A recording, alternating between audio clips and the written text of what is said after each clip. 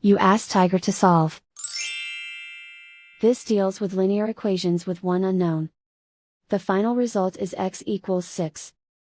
Let's solve it step by step. Simplify the expression. Group the coefficients. Convert the integer into a fraction. Combine the fractions. Combine the numerators. Isolate the x. Multiply both sides by inverse fraction 2/5.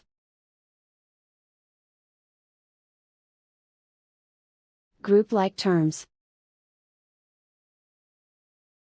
Multiply the coefficients. Simplify the fraction. Multiply the fractions. Simplify the arithmetic.